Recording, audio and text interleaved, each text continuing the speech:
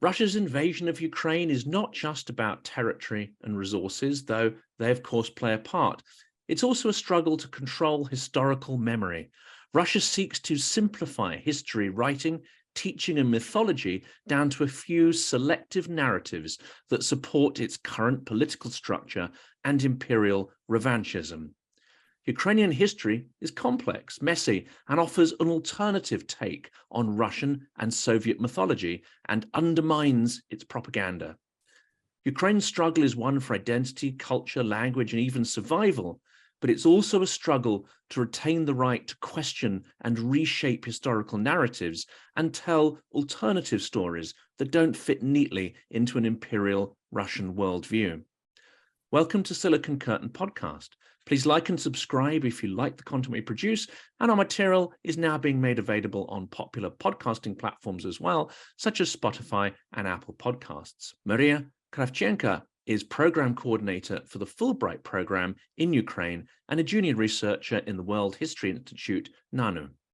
Established in 1946, the Fulbright Program is the oldest and most prestigious international program for the exchange of scholars and students funded by the United States government. Today, it supports academic exchanges with 150 countries worldwide. Mariia, I'm delighted to welcome you to the channel. Hello, Jonathan. Thank you for introduction and for inviting me. So I'm really honored with it.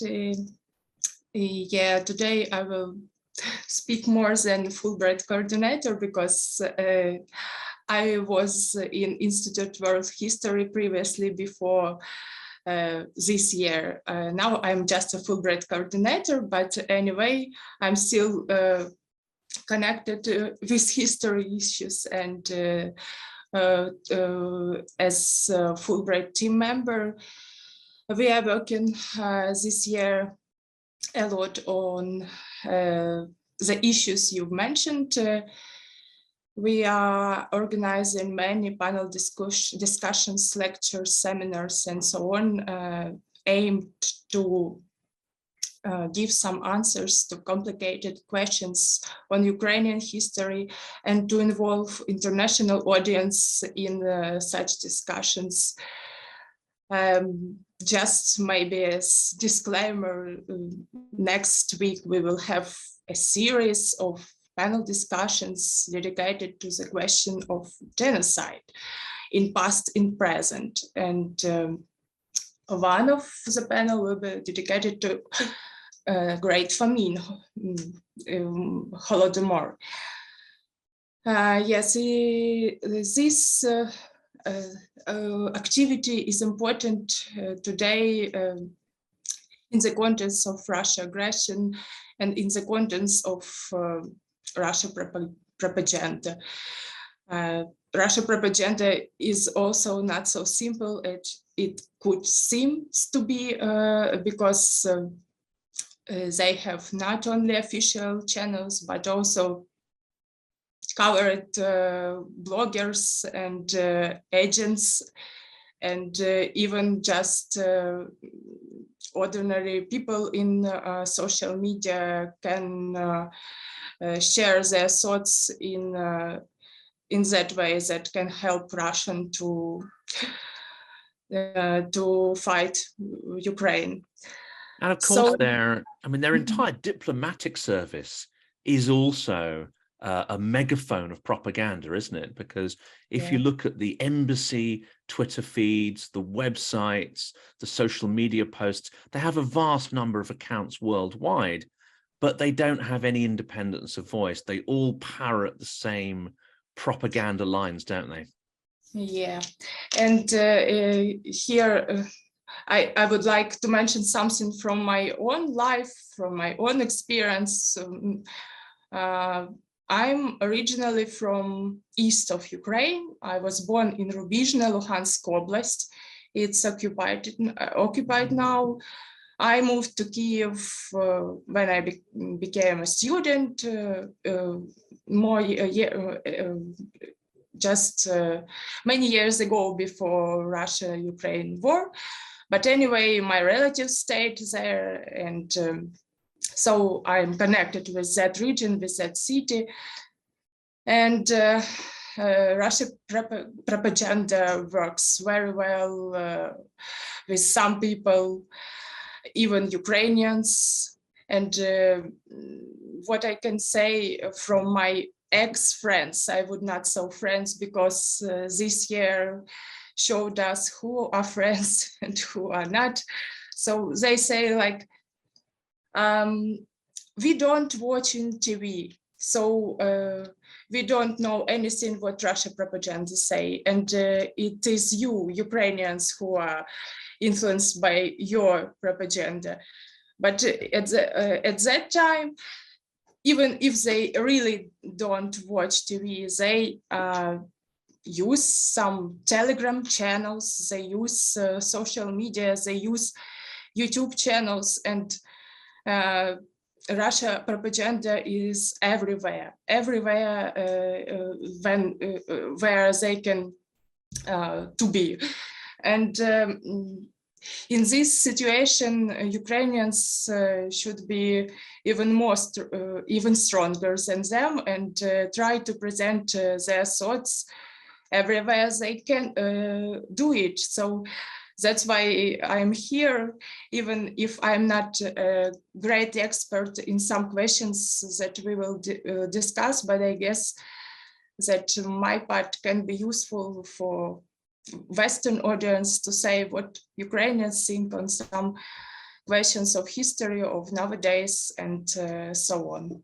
And of course, your expertise is actually in US history, isn't it? Yeah. And it's a very relevant time to be speaking this week in particular, because we've had the US midterms and there was the real threat or risk of a GOP landslide potentially affecting the supply of armaments, materials to Ukraine. That, of course, hasn't happened. But I'd love to talk to you about, the US political environment and how that might affect future support for Ukraine. But also, in the last day or so, we've had the momentous news of the Russian pullout from Kherson.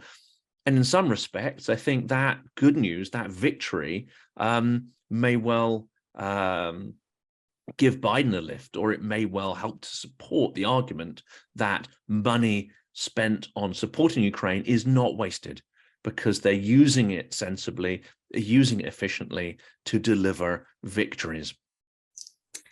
Yeah, complicated question, or even questions. On my expertise in the US, I was writing a PhD in FDR and Truman times, and what I can say in about these midterms, they just demonstrated that, like Truman was saying in his Independence Day speech during Korean War, that freedom is still expensive and we should pay for it. So these midterms showed that even if Republican Party won it, but it in not that way that, for example, Trump and MAGAs wanted. So mostly Americans understand that if they want to be democratic fully and free and so on, they just should go and vote for somebody other than Trump's politicians will say that. And about this MAGAs movement, I just read some articles about their attitude to this, students' loans in the United States, and their critics of Biden's project to give some grants for such students.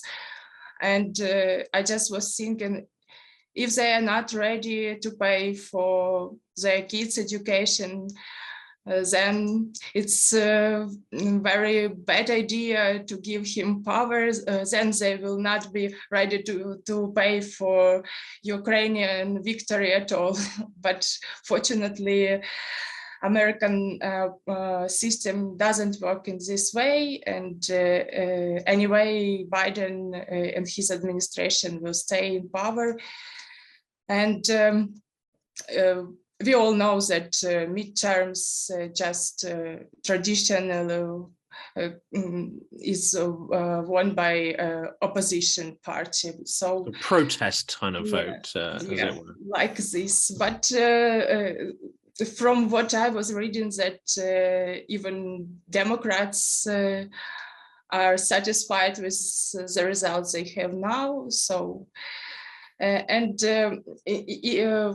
only thing that Republican Party is diverse, and let's say they are not and far not lovers of Trump all, and so from Cold War years there was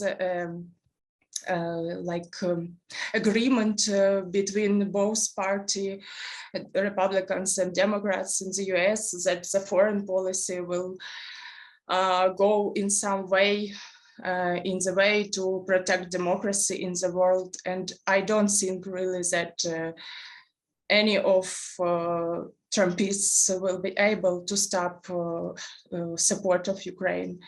And we all know that Lend-Lease for Ukraine started to work from October, and it's only growing every month. So I'm optimistic about that, and any lovers of some kitsch of some people, populists and so on, they will not be able to stop US friendship with Ukraine and the whole Western world, I say. Now, Lend-Lease is an interesting topic, isn't it? Because that has strong echoes of the Second World War, when, of course, the US created a massive Lend-Lease program for the USSR to help repel fascist Germany. So there's that extraordinary echo there. And I think they've intentionally used the same terminology to evoke this idea of a struggle for freedom over tyranny, haven't they? Yeah, it's really very, very interesting because we know that the United States participated in many wars in some way around the world from the years of the World War II. But for Ukraine, this was the first time they just enacted such legislation as Lend-Lease. And really, what about Lend-Lease to the USSR? Not to the USSR, but to anti-Hitler coalition. And they started Lend-Lease for the Great Britain, first of all. And it was great attempts and activities of FDR and his administration to start it for the Great Britain firstly, because it was like the first years of the World War II, when the American citizens were still very, very isolationists. I would say they didn't want to go they didn't want the US would involve in the Great War in Europe. They just preferred to stay far from it. But FDR and his highest supporters, they just started to understand that they need to support the Great Britain firstly in huge way, and then after I would say around half of a year of preparations that this was enacted, and after a few months of there was intervention of Hitler to the USSR, and then FDR decided to give Lend-Lease to the USSR also. But we should remember that USSR and Soviet historians never underlined this part in the whole World War II history, and they never emphasized this part, this help of the US. Well, they gave us something, but doesn't matter. We won the war alone.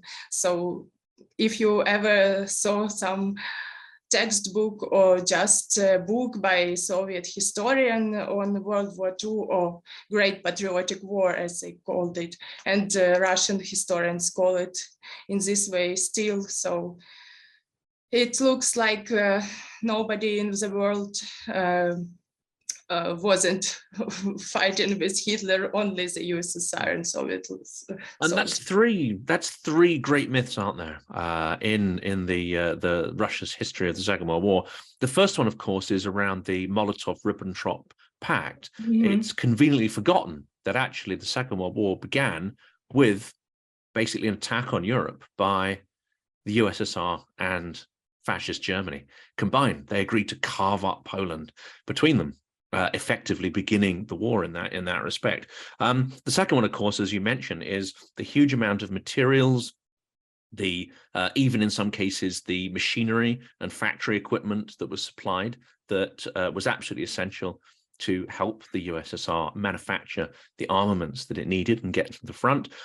There were thousands, if not tens of thousands, of jeeps and other vehicles supplied. That, as you say, is just forgotten, as it were. And then the third great myth, which I think this war in Ukraine is starting to reverse, is that the Soviet Union was a great liberator of countries in the Second World War, whereas we know that many countries like Germany, of course, was occupied by Allied forces, and there was a period of occupation. Of course, it was a absolutely sort of chaotic period in the aftermath of the Second World War. But Russia's role was not as a great liberator, was it? In fact, the territories that it took from the fascist Germans, it very quickly assassinated or imprisoned the intellectual and political elites of those countries and subverted their political systems. So those are the three great myths, aren't they? And you still see Russian propaganda,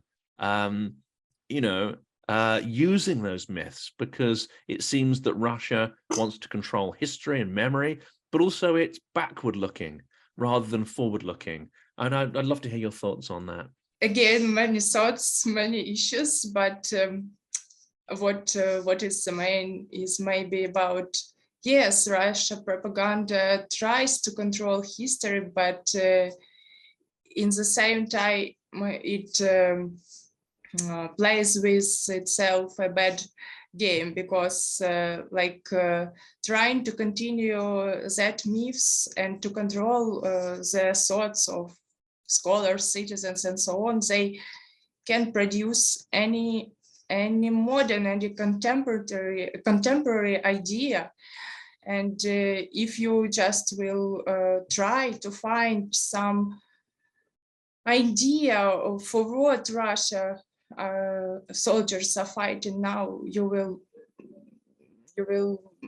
I don't know, you wouldn't find it, because every time they are back into the Soviet times, to the myths of the Great Patriotic War and so on, they are fighting with fascists now, with Nazis, with who else, but they are going on some circles. And I just saw some posts of, let's say, not Russian supporters, but Russian people, not supporters of Russian's government, but Russian people. They are talking for what purpose we are fighting for Lenin, for whom. So with this control of history and this control of ideas, they just are staying, let's say, in the last century. So just some maybe months ago, Russia propaganda started another step in their activities. So they started to say, in some kind of we are saying, but like reflected. We are saying here, no, in some cases, Ukraine says that Ukrainians are fighting for freedom, for democracy. Ukraine fighting is for some right thing, and Russia for some wrong. And Russians started to say the same things, but they are fighting for the right things and Ukraine for wrong. So they just don't have what to say to their people. They just can't to comment what they are doing here and what is the purpose of this war. And the only thing is they have is to say again about some past glory, some past victories, and it works on some elder population, but not for young people. But young people at the same time, they stay silent, and that's also is problem. And this problem is connected with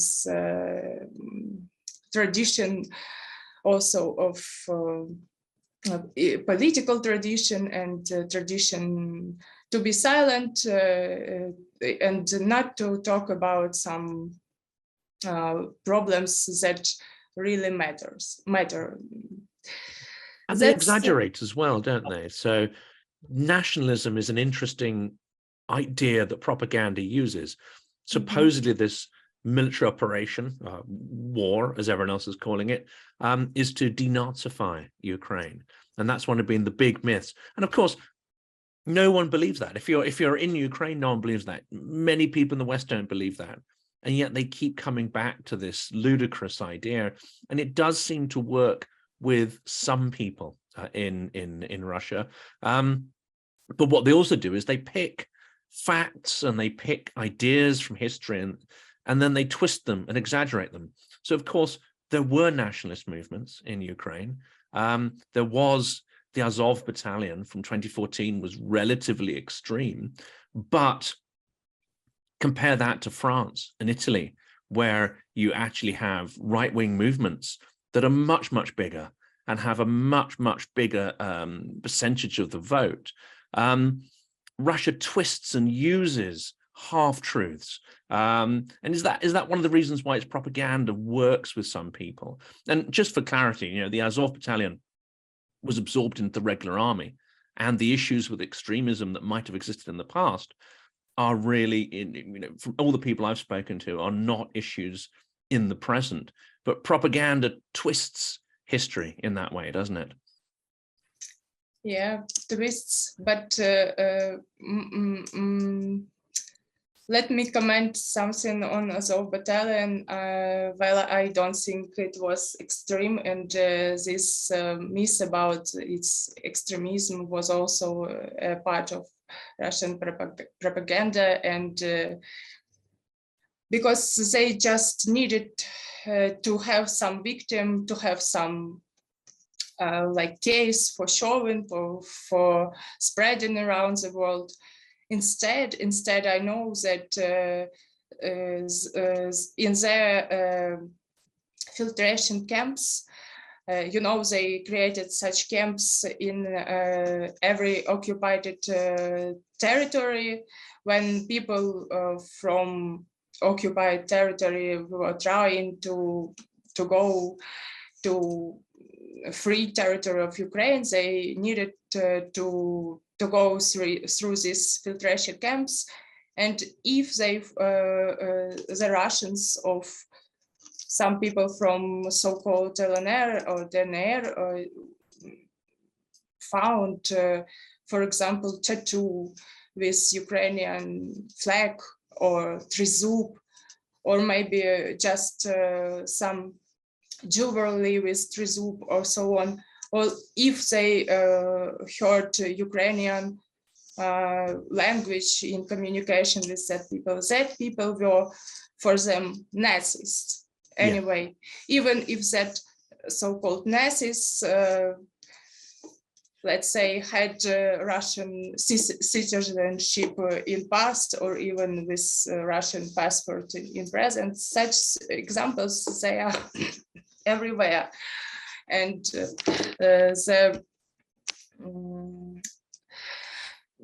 and I think that's because they just have nothing else to do with their thoughts and with their ideas. They are just empty. They just have control mentality for the decades. Maybe in early 90s they only had some freedom of speech and expressions, but not so for long. So they don't have a tradition to say something what they think by themselves, so they don't think anything by themselves. Putin said that everyone with trezub tattoo is Nazis, and they say, oh, it's Nazi, and don't realize anything about Nazis and anything about modern Ukrainians at all.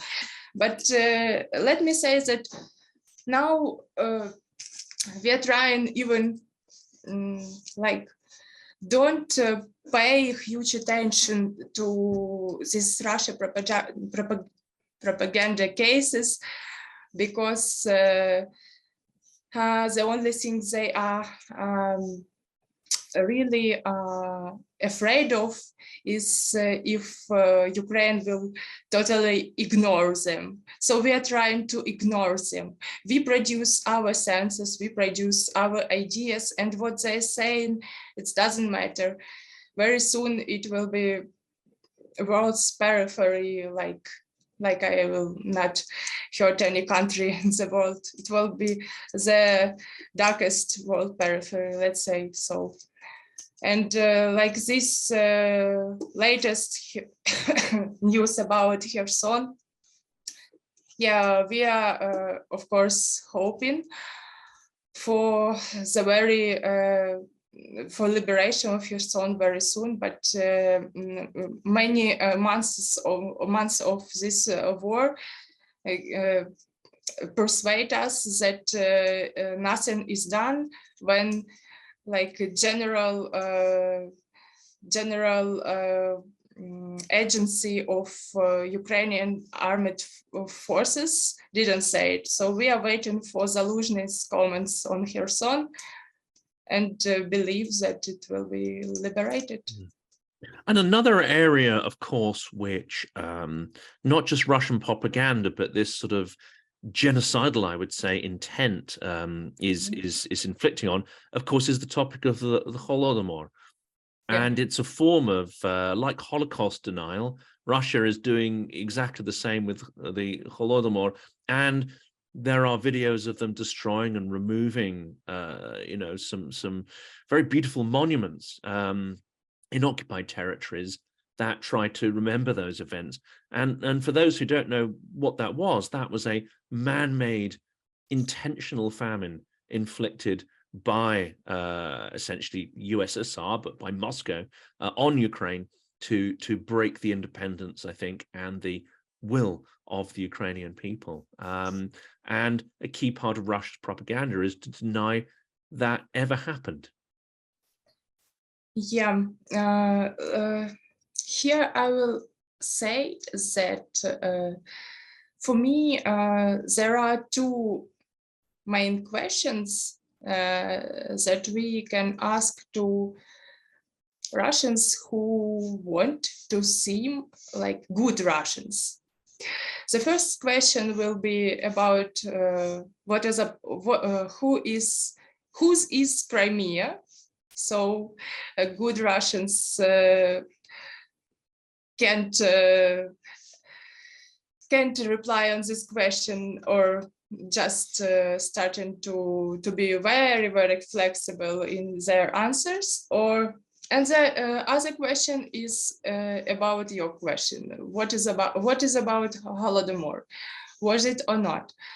So it's not surprisingly that they are removing that monuments and are doing everything they can to destroy all these remembrance places for Ukrainians, because during independence period, especially from Yushchenko presidency, this topic in Ukrainian history became very researched, first of all, and let's say even popular, because many researchers started to find some evidence, to work in archives. And I also know that this topic is maybe the most research around the world. So we have organizations, we have institutions that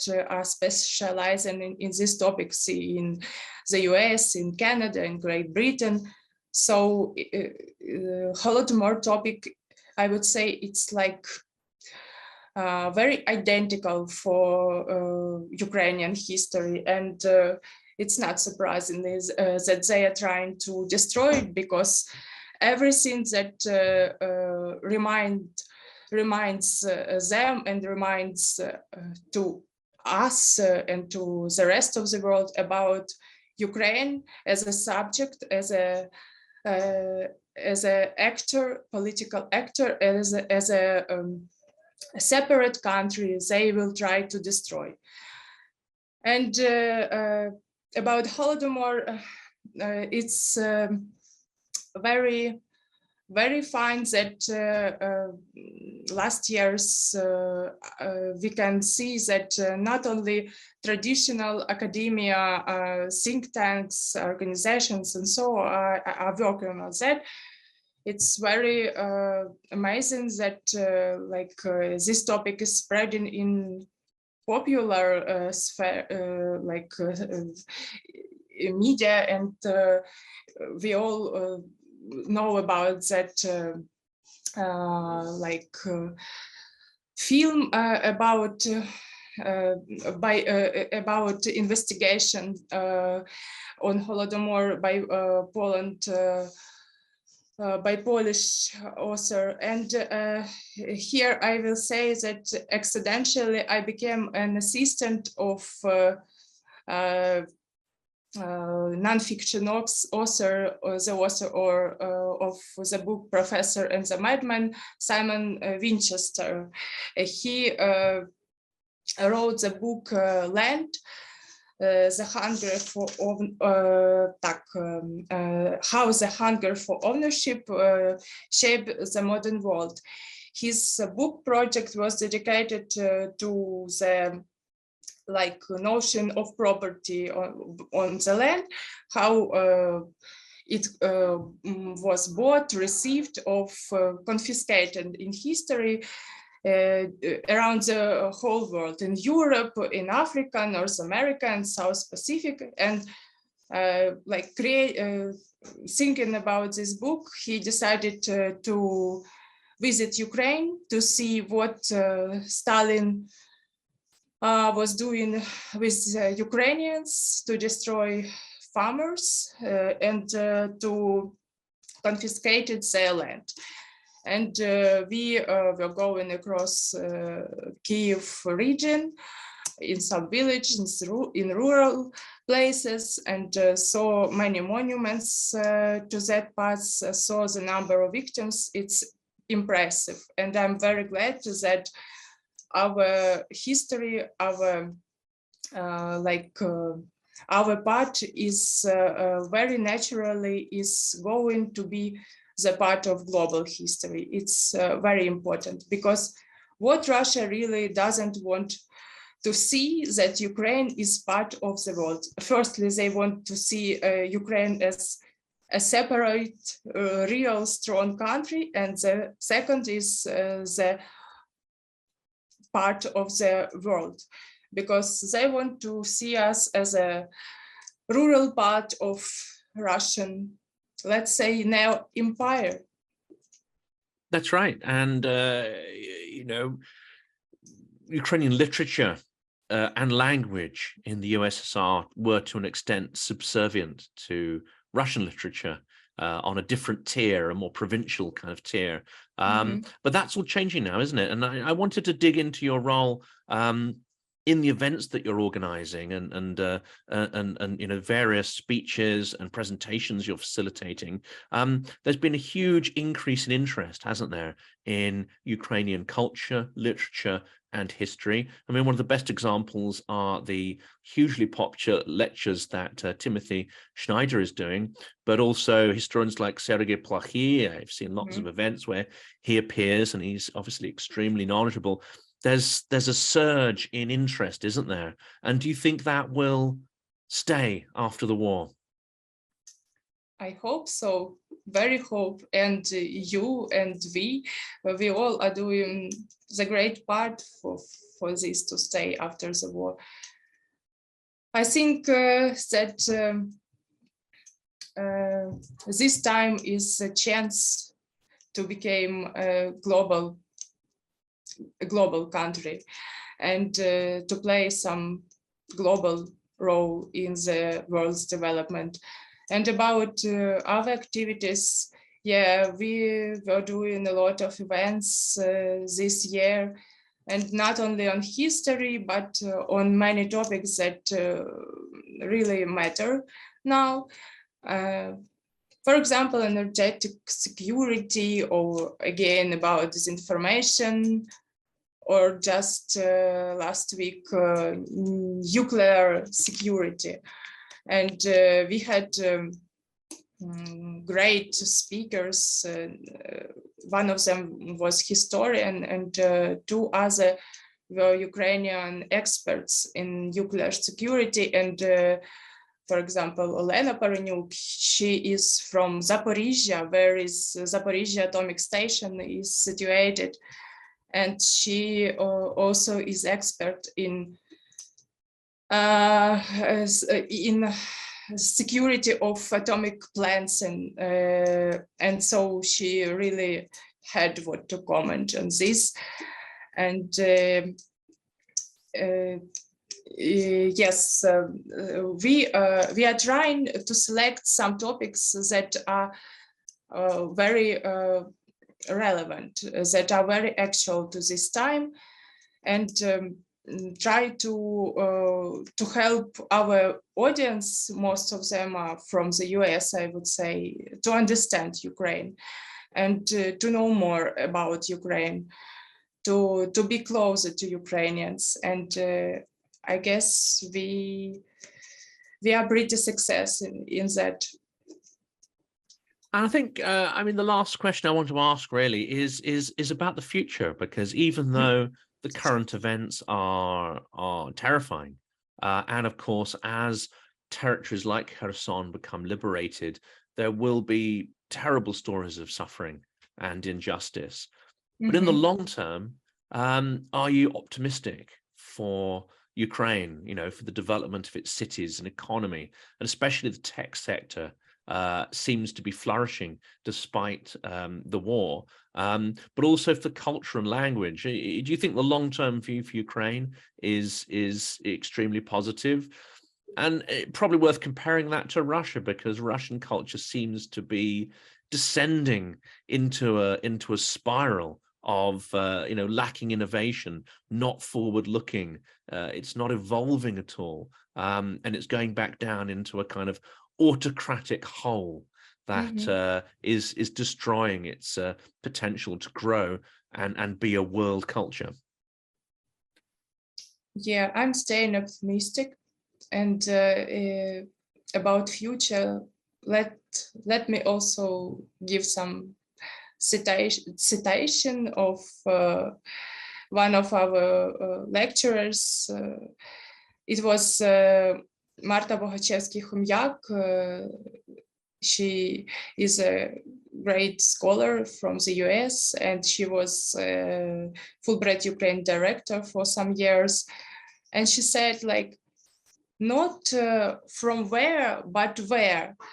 This is the main question when we are asking about Ukraine and Ukraine's history. So where are we going? What we want?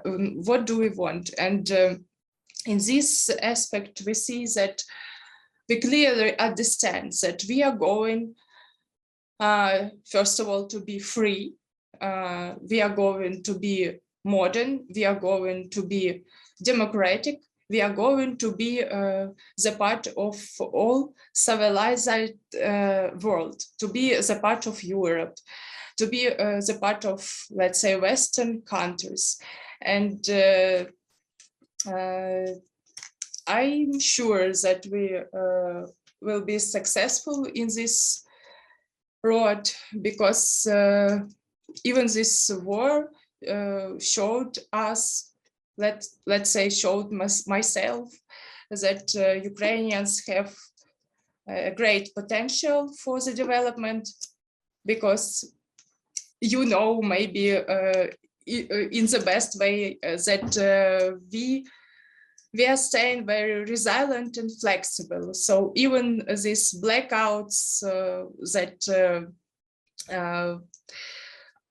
already became the part of our reality, and nowadays they can't stop us. So we just watching on the schedule of blackouts, trying to think about potential missile attacks in some days and some periods of the week, and try to do our, for example, work activities or our family events according to this flexible schedule, and trying to take into account on circumstances that could happen. And I'm sure that not all nations can do that. And if Russians thought that they will freeze us, they will like stay us without electricity, and we will be more supportive of their ideas, be more ready to give any chance for accepting Ruski Mir here, they were wrong, because it's only made us more stronger, more flexible, more resilient, and more angry against them. So they have any chances here, because just see what ordinary Russian people do this when they have some extraordinary events. For example, that previously partly mobilization, they started panic, they started go abroad, they started I don't know, but Ukrainians do another things. When 24th February happened, we had a very long lines of our future defenders. They that decided to go to this war and defend their home. So they go to this, we say it, we call it special structure when the Ukrainian armed forces are forming. So they go there, and we had even lines for of these future defenders. And Russia in this way just were trying to go abroad. So we are totally different people, and they have no ideas, no new ideas for themselves and for us, of course. So in the field of ideas, they can't win us. They can win us on battlefields. So they can only try to to fear us by their missile attacks, but this previous months showed that even for that we can be ready. Well, Mariia, that's a positive, I think, an uplifting place to end our discussion. I'm extremely grateful that you're able to speak to me. I'm very glad the electricity stayed on throughout our discussion, because of course, you know, as you mentioned when we're setting this up, the electricity has gone off a number of times this week. But all I can say is good luck with your work and the program, and I really hope that the interest in Ukrainian history and culture only increases over time. And Slava Ukraini. Героям слава. Thank you.